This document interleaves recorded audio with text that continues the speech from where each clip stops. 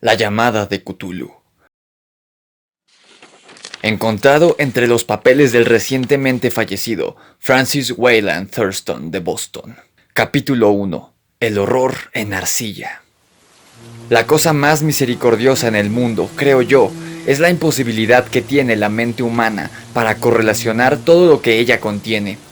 Vivimos en una isla de plácida ignorancia, en medio de los negros océanos del infinito, y no fuimos destinados a llegar mucho más allá de esta. Las ciencias, cada una moviéndose en su propia dirección, hasta ahora nos han dañado poco, pero algún día, la combinación de los conocimientos disociados nos abrirá tales panoramas aterradores de la realidad y de nuestra frágil posición en ella, que habremos de enloquecer ante la revelación, o bien de huir de la luz hacia la paz y seguridad de un nuevo oscurantismo.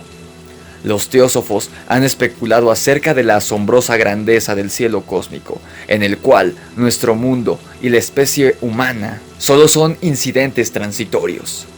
Han sugerido la existencia de extraños sobrevivientes en términos que helarían la sangre si no estuvieran enmascarados por un sensiblero optimismo. Pero no se debe a su forma que el solo atisbo de esas eras prohibidas me haga sentir un escalofrío cuando pienso en ello y me trastorne al soñarlo. Este, como todos los atisbos espantosos a la verdad, ocurrió por una accidental combinación de factores inconexos, en este caso de un viejo artículo de periódico y de las notas de un profesor muerto. Espero que nadie más logre hacer esta vinculación. Ciertamente, si sobrevivo de manera consciente, jamás aportaré un eslabón a tan horrenda cadena. Creo que el profesor también intentó mantener el silencio respecto de la parte que él conocía, y que hubiera destruido sus notas si la súbita muerte no lo hubiese sorprendido. Supe del asunto por primera vez en el invierno de 1926 al 27, a raíz de la muerte de mi tío abuelo, George Gamel Angell, profesor emérito de lenguas semíticas en la Universidad de Brown, Providence, Rhode Island. El profesor Angell era ampliamente reconocido como una autoridad en inscripciones antiguas, y con frecuencia lo consultaban los directores de importantes museos, de tal manera que su muerte, a la edad de 92 años, puede ser recordada por muchas personas. A nivel local, el interés vio intensificado por la naturaleza poco clara de la causa de su muerte. El profesor sufrió un infarto mientras regresaba del barco en Newport, desplomándose de súbito, como dijeran los testigos, luego de que lo empujara un negro con pinta de marinero, quien había salido de una de las oscuras y extrañas plazoletas ubicadas en la pronunciada colina, y que resultan ser un atajo del puerto a la casa del fallecido en William Street. Los médicos no encontraron ningún desorden visible, pero concluyeron perplejos, tras debatir el caso entre ellos, que alguna desconocida lesión del corazón resentida por el rápido ascenso de un hombre tan viejo por una colina empinada fue la responsable de aquel final. En ese momento yo no vi razón alguna para estar en desacuerdo con este dictamen, pero a últimas fechas pienso que hay que cuestionarlo. Hay que dudar de este por completo. Como heredero y albacea de mi tío abuelo, pues murió viudo y sin hijos, se esperaba que yo revisara sus papeles con cierto rigor y para este propósito mudé su colección completa de archivos y cajas hasta mi casa en Boston. Mucho del material que clasifiqué sería publicado más tarde por la Sociedad Arqueológica Estadounidense, pero había una caja que me pareció desconcertante en extremo y por la cual sentía gran aversión.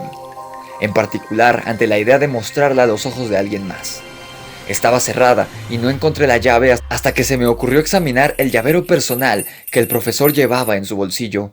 En efecto, ahí estaba, y tuve éxito en abrir la caja, pero cuando lo hice, descubrí que ahora me enfrentaba a una barrera más grande y cerrada, más herméticamente. Porque, ¿qué podía significar el raro bajorrelieve de arcilla y las inscripciones, palabrería y cortes inconexos con los que me encontré? ¿Se había hecho mi tío en su edad avanzada más crédulo de las imposturas más evidentes? Decidí buscar al excéntrico escultor responsable de la aparente perturbación de la tranquilidad mental de un anciano. El bajorrelieve era un tosco rectángulo de menos de 2,5 centímetros de espesor y con un perímetro total de 12 por 15 centímetros. Su origen moderno era obvio.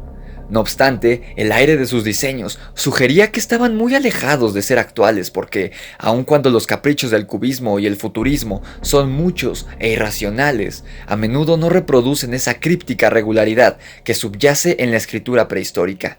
y con certeza, la mayor parte de estos trazos parecía pertenecer a algún tipo de escritura, aunque mi memoria fallaba por completo en identificar este tipo en particular, y tampoco me daba un mínimo indicio de su remota pertenencia, ni cortejando la mayoría de las notas y colecciones de mi tío. Sobre estos aparentes jeroglíficos destacaba una figura de evidente intención artística, empero su ejecución impresionista impedía darse una clara idea de su naturaleza. Aparentaba ser una especie de monstruo o un símbolo que representaba un monstruo, de una forma que solo una imaginación enferma podría concebir.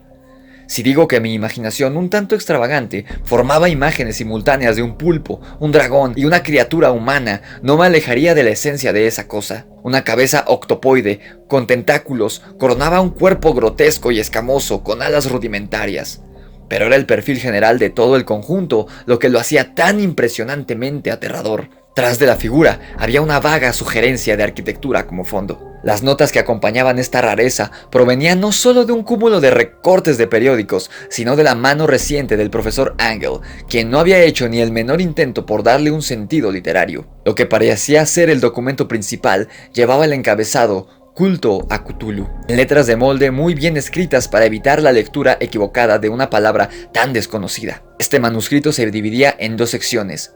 La primera tenía rotulado 1925, El sueño y la obra onírica de H.A. Wilcox, 7 Thomas St. Providence, Rhode Island. Y la segunda, narración del inspector John R. LeGrasse, 121 Vineville, St. New Orleans, en 1908. AAS, MTG, notas acerca de la misma y declaración del profesor Webb. Los otros papeles manuscritos contenían notas breves, eventuales crónicas de los sueños extraños de distintas personas, algunas citas de libros y revistas teosóficos, notablemente de Atlantis y la Lemuria perdida de W. Scott Elliot, y otros comentarios que mencionaban sociedades secretas y cultos encubiertos que habían sobrevivido por largo tiempo, con referencias a secciones en libros de consulta mitológica y antropológica, tales como la rama dorada de Fraser y cultos de brujas en Europa Occidental. Los recortes aludían en su mayor parte a la propagación de la enfermedad mental y los episodios de manía o histeria colectivas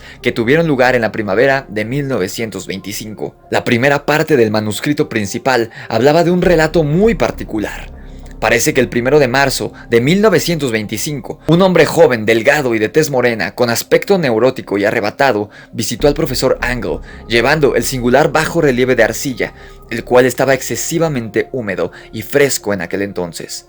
Su tarjeta de presentación ostentaba el nombre de Henry Anthony Wilcox, y mi tío lo identificó como el hijo más joven de una excelente familia a la que conocía un poco, quien recientemente había estudiado escultura en la Escuela de Diseño de Rhode Island y vivía de manera independiente en el edificio Fleur de Lys, cercano a la institución. Wilcox era un joven precoz, de conocido genio, pero muy excéntrico, y desde su niñez había llamado la atención debido a las historias extrañas y sueños inusuales que tenía por costumbre relatar. Se calificaba a sí mismo como físicamente hipersensible, si bien la gente seria de la antigua ciudad comercial lo tildaba solo de singular. Sin relacionarse mucho con sus congéneres, se fue apartando de la visibilidad en sociedad, y de manera gradual solo resultaba conocido para un grupo pequeño de estetas de otras ciudades. Incluso el Club de Arte de Providence, preocupado por preservar su conservadurismo, lo había considerado un caso perdido. El manuscrito del profesor se centraba en la visita del escultor, quien, de manera abrupta, había solicitado el beneficio de los conocimientos arqueológicos de su anfitrión para que identificara los jeroglíficos del bajorrelieve.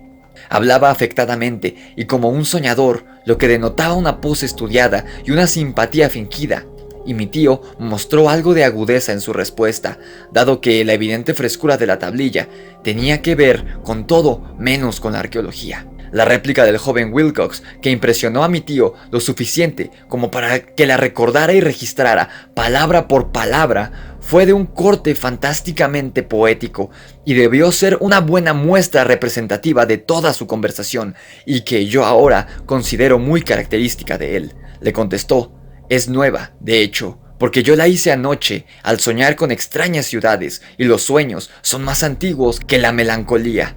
Tiro, o la taciturna esfinge, o la Babilonia ceñida de jardines». Fue entonces cuando empezó a contar una historia inconexa que de pronto despertó un recuerdo profundamente dormido y se ganó el interés inalterable de mi tío. La noche anterior había ocurrido un ligero temblor, el más fuerte en Nueva Inglaterra en muchos años, y la imaginación de Wilcox quedó profundamente perturbada. Al retirarse a dormir, tuvo un sueño sin precedentes acerca de enormes ciudades ciclópeas, hechas de bloque titánico y con monolitos que alcanzaban el cielo, todo goteando un limo verdoso y sumergido en una atmósfera siniestra por su horror latente. Las paredes y columnas estaban cubiertas de jeroglíficos, y desde algún indeterminado punto más bajo había llegado una voz que no era una voz, sino una sensación caótica que solo la imaginación podía transmutar en sonido, pero que él intentó expresar con el casi impronunciable aglutamiento de las letras Cthulhu Ftan. Ese fárrago verbal fue la clave del recuerdo que emocionó e inquietó al profesor Angle. Interrogó al narrador con precisión científica y estudió la frenética intensidad del bajorrelieve en el que el joven, al despertarse de manera repentina, se había descubierto a sí mismo trabajando, helado y vestido solo con su pijama. Mi tío culpa a su vejez. Wilcox lo diría más tarde por su lentitud en reconocer tanto los jeroglíficos como el diseño de la imagen.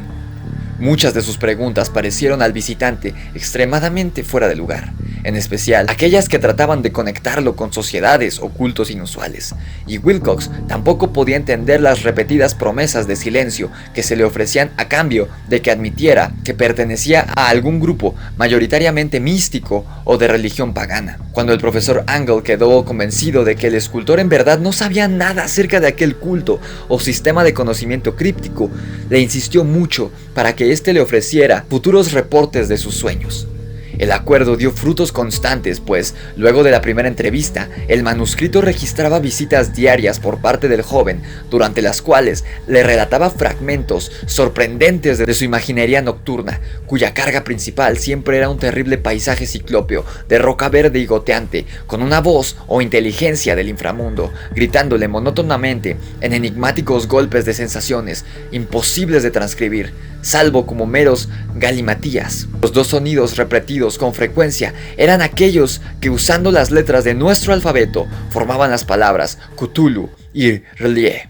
El 23 de marzo, continuaba el manuscrito, Wilcox no se apareció y las preguntas acerca de su paradero revelaron que lo había afectado una extraña fiebre y que alguien lo había llevado a la casa de su familia en Waterman Street.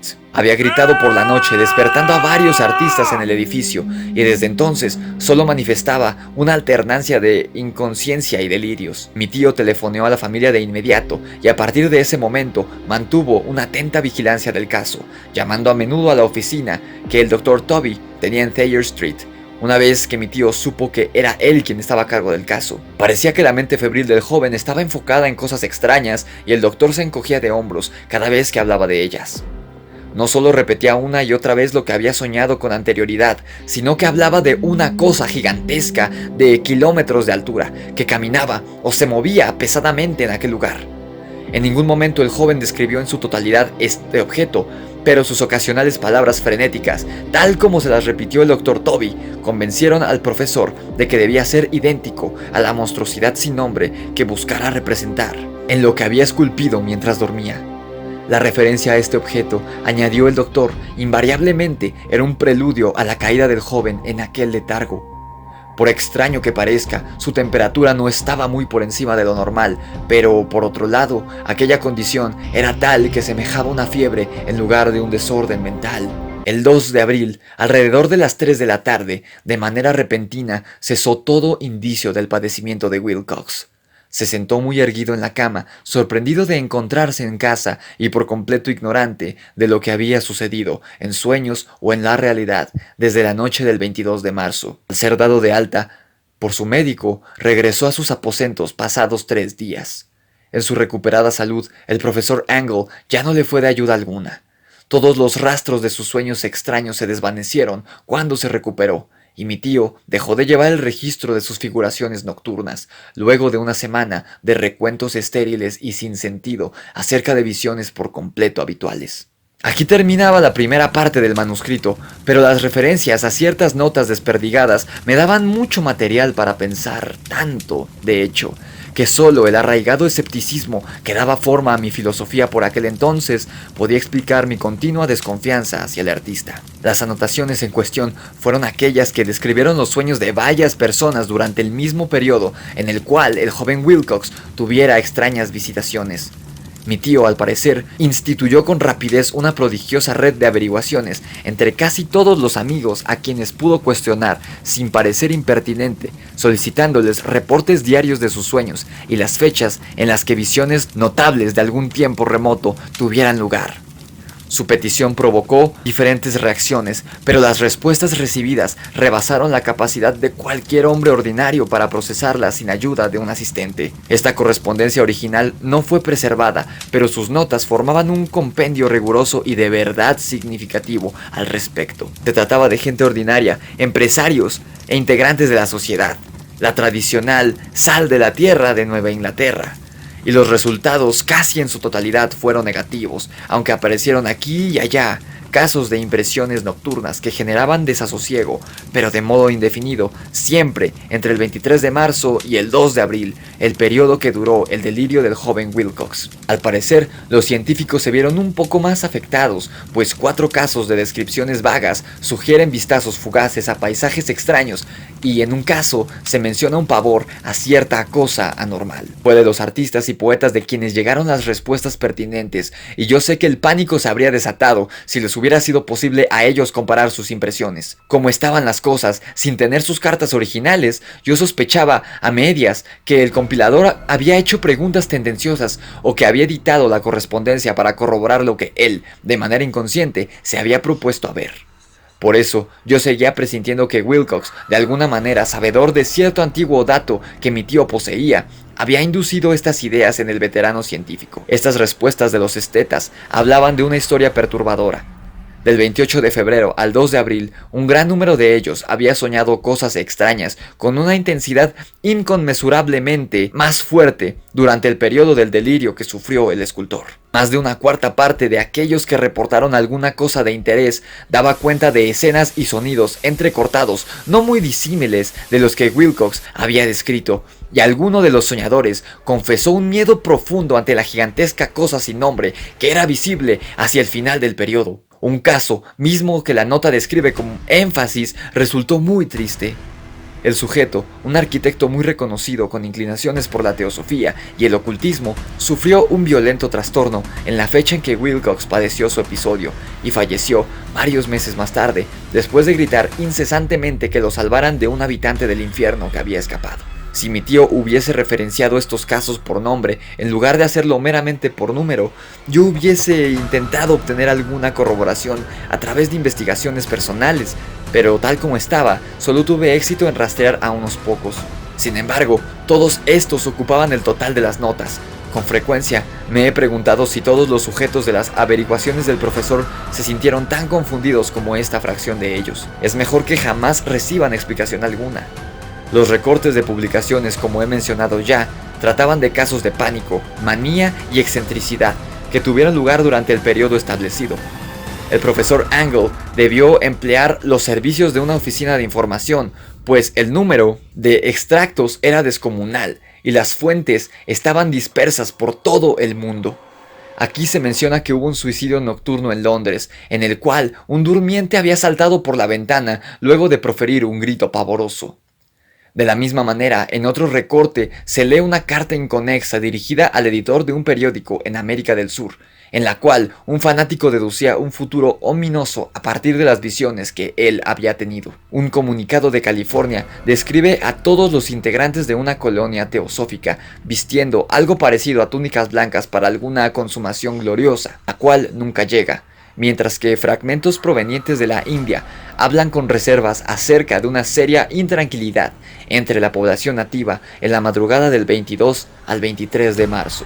De igual manera, en el oeste de Irlanda, lleno de leyendas y rumores quiméricos, un pintor fantástico llamado Ardois Bonnot colgó un blasfemo paisaje onírico en el Salón de Primavera, París, de 1926. En fin, Son tan numerosos los sucesos problemáticos que se registraron en los sanatorios para enfermos mentales que solo un milagro puede evitar que la fraternidad médica notara extraños paralelismos y llegase a conclusiones desconcertantes. Así pues, se trataba en su totalidad de una colección inusual de recortes, y en estos días apenas puedo creer el insensible racionalismo con el que los hice a un lado. Para entonces ya estaba convencido de que el joven Wilcox sabía de los asuntos más antiguos mencionados por el profesor.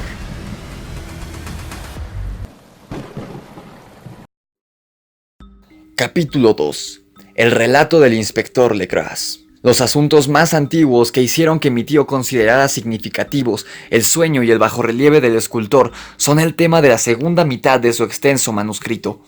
Y es que al parecer, ya antes el profesor Angle había visto el perfil infernal de la monstruosidad sin nombre, por lo que quedó desconcertado, tanto por los jeroglíficos de carácter desconocido, como por haber escuchado las sílabas ominosas que solo se pueden reproducir como Cthulhu. Y todo esto en tan perturbadora conexión, que no es de asombrarse que llenara al joven Wilcox de preguntas y exigencias para que le diera más datos. La experiencia previa tuvo lugar en 1908, 17 años antes, cuando la Sociedad Arqueológica Estadounidense celebró su reunión anual en San Luis.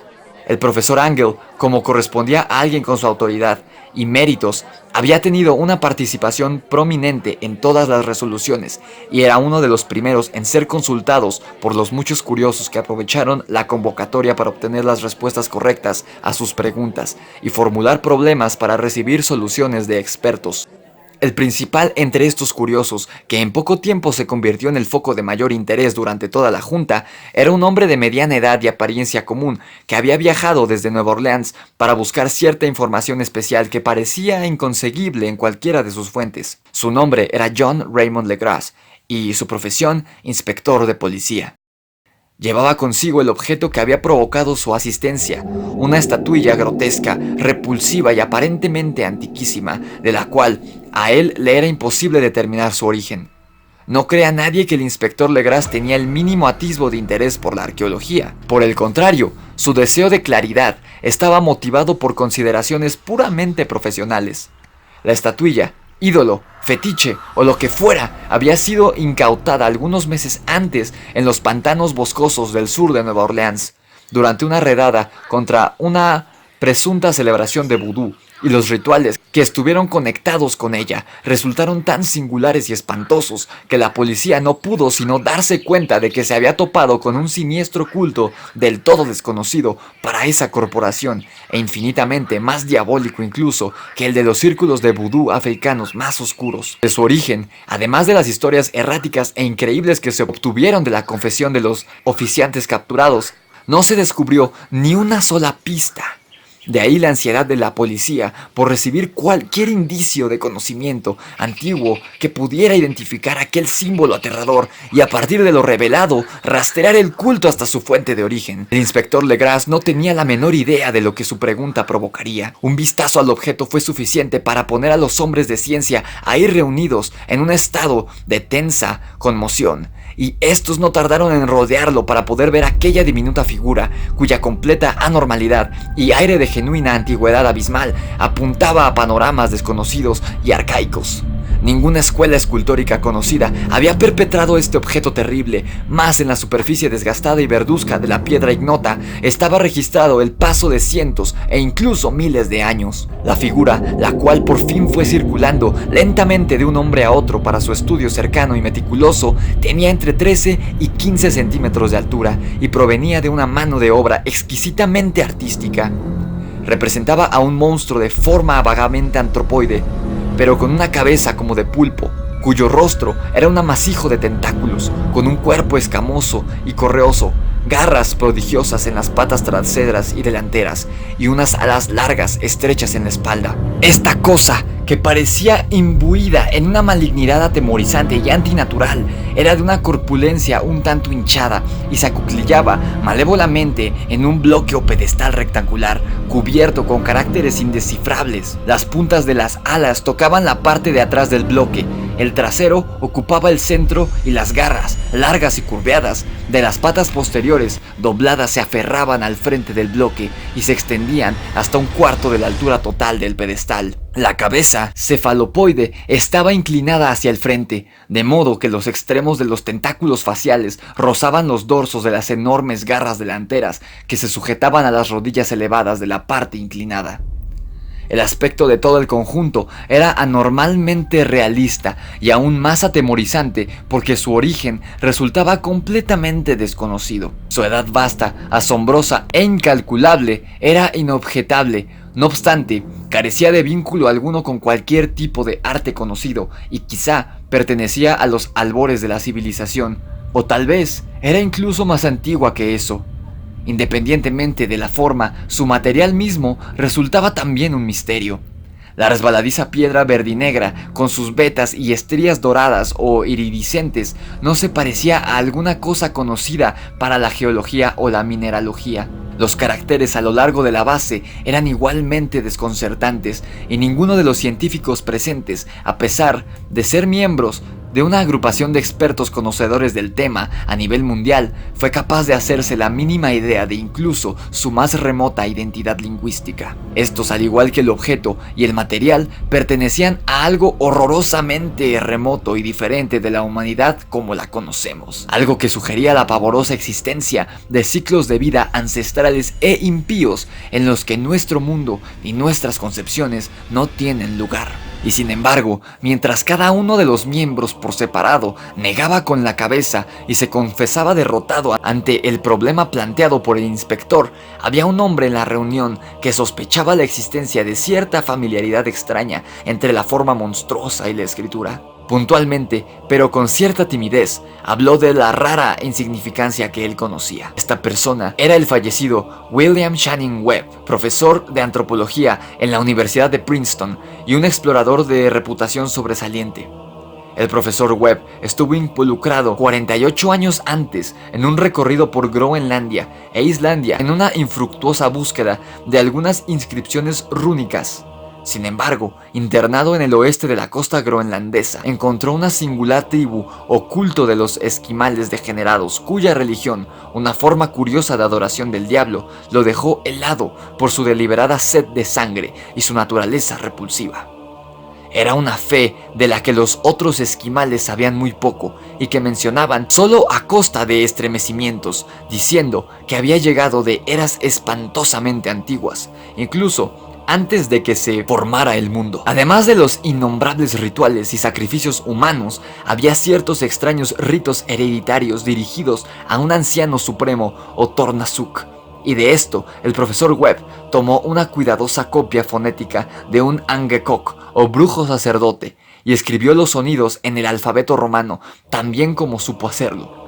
Pero justo ese fetiche al cual adoraba este culto era de importante significación y alrededor de este bailaban sus integrantes cuando la aurora se removía en las alturas por encima de los acantilados de hielo. Era, aseguró el profesor, un bajorrelieve en piedra muy rústico, compuesto por una imagen horripilante y una suerte de escritura críptica. Hasta donde podía decir, había un tosco paralelismo con todas las características esenciales de la cosa bestial que ahora estaban ante los ojos de todos los ahí reunidos. Este dato, que fue recibido con suspenso y azoro por los integrantes de la asamblea, resultó ser doblemente emocionante para el inspector Legras, quien de inmediato comenzó a acribillar a su informante con preguntas. Habiendo anotado y copiado un ritual oral entre los cultistas del pantano que sus hombres arrestaron, el inspector rogó al profesor que recordara tan bien como le fuese posible las sílabas que había registrado de entre los esquimales adoradores de demonios. Entonces sobrevino una exhaustiva comparación de detalles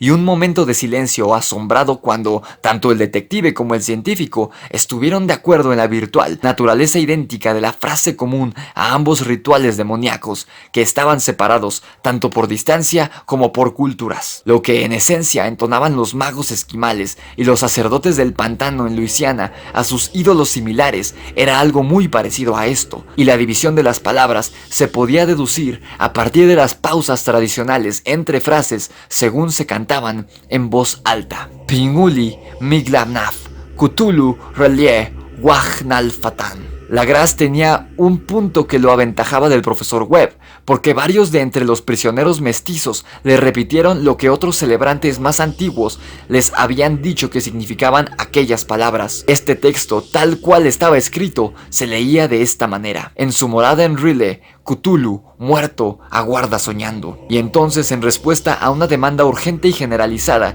que le hicieron los presentes, el inspector Legras relató tan detalladamente como le fue posible su experiencia con los adoradores en el pantano. Contó una historia tal que bien puedo comprender por qué mi tío le atribuyó una gran profundidad. Tenía el regusto de los sueños más salvajes de los hacedores de mitos y los teósofos, y revelaba un sorprendente grado de imaginación cósmica, imposible de alcanzar por semejante grupo de descastados y parias. En noviembre 1 de 1907, a la policía de Nueva Orleans le habían llegado llamados frenéticos desde el pantano y la región de la laguna hacia el sur. Los habitantes, en su mayoría primitivos, pero bien intencionados, descendientes de Lafitte, estaban sobrecogidos por un terror abyecto hacia una cosa desconocida que les había acaecido por la noche.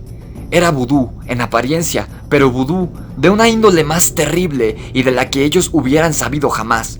Y algunas de sus mujeres y niños habían desaparecido desde que el malévolo golpeteo de los tambores comenzara su incesante retumbar en los rincones más alejados de las oscuras y espeluznantes arboledas en las que ningún habitante se aventuraba. Hubo gritos enloquecidos y alaridos desgarradores, cánticos que helaban el alma y bailoteo de llamaradas diabólicas. Además, el aterrado mensajero añadió que la gente no podía soportarlo más, así que un cuerpo de 20 policías llenando 2 carruajes y un automóvil había salido ya entrada la tarde con un tembloroso lugareño como su guía. Se detuvieron al final del camino transitable y en silencio vadearon a lo largo de varios kilómetros a través del territorio, a través del terrible bosque de cipreses donde nunca entraba la luz del día. Raíces feas y malignas de las que colgaban nudos de musgo impedían su marcha, y de vez en cuando piedras húmedas apiladas o una sección de pared derruida eran señales que, aunadas a las depresiones creadas por cada árbol deforme y amasijos de hongos, hacían más intensa la sensación de que ahí se albergaban habitantes repulsivos. Después de un largo rato, se hizo visible el asentamiento de los denunciantes, que no era más que un miserable apiñamiento de chozas, y los lugareños, histéricos, corrieron para rodear al grupo de linternas que avanzaba oscilando. El golpeteo amortiguado de los tambores ahora era apenas audible, y provenía de muy, muy lejos, y un chillido terrorífico llegaba en intervalos infrecuentes cuando el viento cambiaba de dirección. También parecía que un brillo rojizo se filtraba entre los matorrales, más allá de las veredas interminables de la fronda nocturna. Reacios incluso a que se les dejara solos de nueva cuenta, cada uno de los atemorizados pobladores se negó, sin pensarlo siquiera, a acercarse un palmo más al escenario de aquella impía adoración, de manera que el inspector Legras y sus 19 colegas siguieron avanzando hacia las lúgubres bóvedas de horror que ninguno de ellos había recorrido antes. La policía estaba incursionando en ese momento en una región que tradicionalmente tenía mala reputación, notablemente desconocida y poco recorrida por los hombres blancos. Había leyendas que hablaban de un lago escondido en el que nunca se habían posado los ojos de los mortales, y en el que moraba una enorme cosa que asemejaba a un pólipo informe con ojos luminosos, y los habitantes murmuraban que, a medianoche, demonios con alas de murciélagos volaban desde cavernas en el interior de la tierra para adorarla. Ellos decían que había estado ahí desde antes de Iberville, que era anterior a la Salle, que antecedía a los indios e incluso que precedía a las bestias comunes y las aves del bosque. Era una pesadilla en sí misma y verla significaba la muerte, pero hacía soñar a los hombres y de esta manera ellos sabían lo suficiente como para mantenerse alejados. De hecho, la actual orgía vudú se llevaba a cabo justo en el límite de esta área aborrecida, un lugar horrible en sí mismo. Quizá por eso, ese sitio preciso para la adoración había aterrorizado a los lugareños más que los sobrecogedores sonidos e incidentes. Solo la poesía o la locura podrían hacer justicia a los ruidos escuchados por los hombres de Legras conforme avanzaban con determinación por la ciénega oscura hacia el brillo rojizo y los tambores amortiguados. Hay calidades vocales que son propias de la humanidad y otras que corresponden a las bestias. Y es terrible escuchar que de una salga la que debería salir de la otra. Furia animal y fragor orgiástico se mezclaban violentamente y alcanzaban niveles demoníacos debido al éxtasis aullante y salpicado de graznidos que surcaban, cual tempestad pestilente salida de las profundidades del infierno, aquella espesura y reverberaban a través de ella. De vez en cuando, el ulular menos organizado cesaba y de lo que parecía ser un coro bien ensayado y compuesto por voces enronquecidas, aquella horrorosa frase o ritual levantaba un cántico: Bunguli, Magnafa, Cthulhu, Rile, Wagnal, Fatan. Entonces los hombres, que ya habían alcanzado el lugar donde los árboles estaban más dispersos, de pronto se encontraron con la visión del espectáculo tal cual. 4 de ellos se tambalearon, 1 se desmayó y 2 no pudieron impedir lanzar gritos frenéticos que por fortuna fueron asordinados por la cacofonía enloquecida de la orgía. Legras echó agua del pantano en la cara del hombre desmayado y todos se quedaron de pie, temblando y casi hipnotizados por el horror. En un claro natural dentro del pantano había una isla cubierta de pasto, con un área de quizá unos 4 kilómetros cuadrados, sin árboles y tolerablemente seca. En ella saltaba y se retorcía una horda aún más indescriptible por su anormalidad humana que nadie, salvo un cime o un angarola, podría pintar. Desprovista de vestimenta, esta progenie híbrida rosnaba, bramaba y se ondulaba alrededor de una enorme fogata circular, en el centro de la cual, revelada por ocasionales separaciones en la cortina de llamas, se erguía un gran bloque de granito de unos 2,5 metros de alto, encima del cual, y en total incongruencia por su diminuto tamaño, reposaba la nociva estatuilla tallada. Los cuerpos extrañamente mancillados de los indefensos lugareños que habían desaparecido colgaban de cabeza, debajo de 10 cadalsos colocados a intervalos regulares entre ellos, formando un círculo que tenía por centro al monolito rodeado de llamas. Era dentro de este círculo donde los adoradores saltaban y rugían. La dirección general de la masa iba de izquierda a derecha, en una bacanal sin fin entre el perímetro de cuerpos y el anillo de fuego. Pudo ser solo la imaginación o meros ecos los que indujeron a uno de los hombres, un español impresionable, a figurarse que escuchaba respuestas alternadas al ritual desde un sitio alejado y totalmente oscuro dentro de la arboleda de leyendas y horrores antiguos. Después conocí e interrogué a este hombre, Joseph D. Galvez, quien demostró ser un distractor imaginativo. De hecho, él se atrevió a indicar que había sentido un ligero batir de grandes alas, o que había atisbado fugazmente unos ojos brillantes y una colosal masa blanquecina allende los árboles más remotos. Supongo que había oído demasiadas supersticiones nativas. De hecho, la pausa horrorizada que habían hecho aquellos hombres fue de una duración relativamente breve. El deber era primero, y aun cuando debía haber cerca de 100 celebrantes mestizos en la turba, la policía confiaba en sus armas de fuego y se lanzó con determinación hacia el hervidero nauseabundo.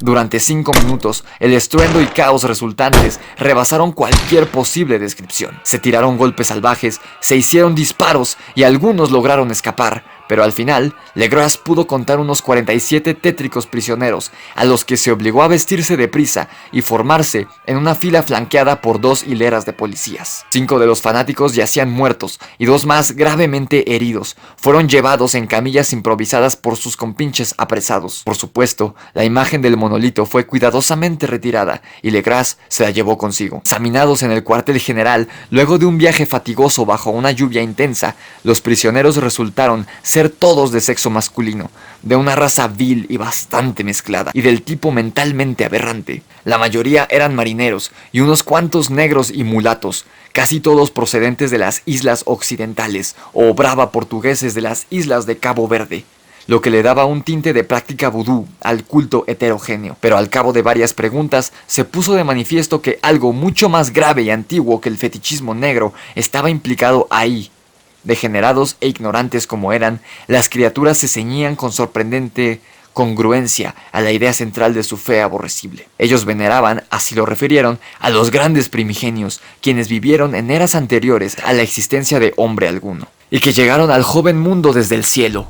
Ahora estos grandes primigenios se habían retirado dentro de la tierra y bajo el mar, pero sus cuerpos muertos les habían contado sus secretos a los primeros hombres mientras soñaban, y ellos habían desarrollado un culto que nunca había desaparecido. Este era tal culto, y los prisioneros dijeron que desde siempre y para siempre había existido, oculto en los yermos distantes, en los rincones oscuros de todo el mundo, hasta que llegara el momento en que el gran sacerdote, Cthulhu, desde su sombría morada en la majestuosa ciudad de R'lyeh, bajo las olas, se levantaría y pondría al mundo de nuevo bajo su influencia. Algún día habría de retornar, cuando las estrellas estuviesen alineadas y el culto secreto siempre estaría esperando para liberarlo. Mientras tanto, nada más se podía decir. Había un secreto que ni la tortura hacía posible confesar. La humanidad no estaba completamente sola entre los seres de la tierra, pues algunos entes salían de la oscuridad para visitar a sus pocos fieles. Sin embargo, estos no eran los grandes primigenios. Ningún hombre había visto jamás a los grandes primigenios. El ídolo tallado era el gran Cthulhu, pero nadie era capaz de decir si los otros eran o no semejantes como él. Ahora ya nadie podía leer la antigua escritura, si bien las cosas se comunicaban de boca en boca. El ritual cantado no era el secreto. De ese nunca se hablaba en voz alta, solo con susurros. El cántico únicamente significaba esto: en su morada de R'lyeh, Cthulhu muerto aguarda soñando. Solo 2 de los prisioneros fueron considerados lo bastante cuerdos como para condenarlos a la horca. El resto fue internado en diversos sanatorios. Todos negaron tener parte alguna en los asesinatos, rituales, y aseveraban que las muertes habían sido obra de los alados negros, que habían llegado a ellos desde su lugar inmemorial de reunión en el bosque embrujado. Nunca se pudo obtener un relato coherente acerca de aquellos aliados misteriosos. Lo que la policía logró averiguar lo obtuvo principalmente de un mestizo de avanzada edad, llamado Castro, quien declaraba que había navegado hasta puertos extraños y hablado con los líderes inmortales del culto en las montañas de China. El viejo Castro recordaba fragmentos de espantosas leyendas que opacaban las especulaciones de los teósofos y hacían parecer que la humanidad y el mundo eran de hecho recientes y temporales. Hubo otras eras cuando cosas dominaban el planeta y ellas habían construido ciudades monumentales. Los restos de estas, según comentó que le dijeron los chinos inmortales, aún se podían encontrar como rocas ciclópeas en islas del Pacífico. Todas murieron muchísimos eones antes de que aparecieran los hombres, pero habían artes que las podían revivir cuando las estrellas volvieran a sus posiciones adecuadas en el cielo de la eternidad. De hecho, ellas habían venido de las estrellas y trajeron sus imágenes consigo. Estos grandes primigenios, continuó Castro, no eran de carne o sangre en absoluto. Ellos tenían forma, sí, porque ¿acaso no lo probaba esta imagen inspirada en las estrellas? Pero esa forma no estaba hecha de materia. Cuando los astros estaban en su posición correcta, ellos podían precipitarse de mundo en mundo a través del firmamento, pero cuando las estrellas no estaban alineadas, ellos no podían vivir. Sin embargo, aunque ellos ya no vivieran, nunca morirían de verdad. Todos yacían en moradas de roca en su gran ciudad de R'lyeh, preservados por los hechizos del poderoso Cthulhu, hasta la gloriosa resurrección, cuando las estrellas y la tierra pudieran estar listas una vez más para recibirlos. Llegado ese tiempo, alguna fuerza del exterior debía ayudarlos a liberar sus cuerpos. Los encantamientos que los mantenían intactos de igual manera preveían que ellos debían realizar alguna acción inicial y yacer alertas en la oscuridad, albergando pensamientos mientras transcurrían incontables millones de años. Ellos sabían todo lo que estaba ocurriendo en el universo, porque su lenguaje era la transmisión del pensamiento. Incluso ahora, ellos hablaban en sus tumbas. Cuando luego de eternidades de caos llegaron los primeros hombres, los grandes primigenios le hablaban a los más sensibles de entre todos ellos por medio del moldeado de sus sueños, porque sólo así su lenguaje podría llegar hasta las mentes de carne que caracterizaban a los mamíferos.